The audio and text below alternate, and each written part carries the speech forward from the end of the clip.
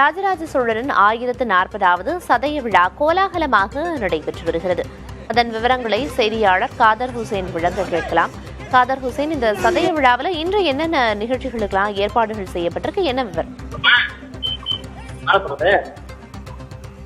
மாமன்னன் ராஜராஜ சோழனின் 1040வது சதய விழாவை முன்னிட்டு தஞ்சை பெரிய கோவிலில் 2 நாட்கள் பல்வேறு நிகழ்ச்சிகள் நடைபெற்று வருகிறது. நேற்று காலை பேரணியுடன் தொடங்கிய இந்த நிகழ்வின் முக்கிய நிகழ்வான ராஜராஜ சோழன் சிலைக்கு அரசு சார்பில் மாலை அணிவிக்கக்கூடிய நிகழ்ச்சி தற்போது நடைபெற்றது. தஞ்சை பெரிய கோவிலில் இருந்து ஓதுவார்கள், மாவட்ட ஆட்சியர், நாடாளுமன்ற உறுப்பினர், ஆதீனம் உள்ளிட்ட பல்வேறு தரப்பினரும் பெரிய கோவிலில் இருந்து யானை மீது திருமுறை வீதி உலாவுடன் வெளியே வந்து பேரணியாக வந்த அவர்கள் ராஜராஜ சோழன் சிலைக்கு மாலை அணிவித்து மரியாதை செலுத்தினார்கள்.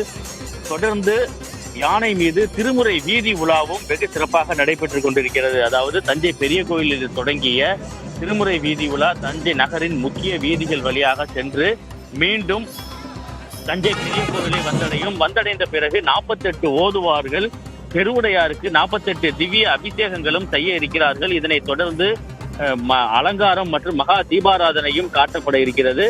நிகழ்ச்சியின் முக்கிய நிகழ்வான ராஜராஜ சோழன் விருது வழங்கும் நிகழ்வு இன்று மாலை நடைபெறுகிறது. மாமன்னர் ராஜராஜ சோழருக்கு அரசு சார்பில் மரியாதை செலுத்தப்படுகிறது. பல்வேறு தகவல்களை வழங்கியதற்கு நன்றி காதர்.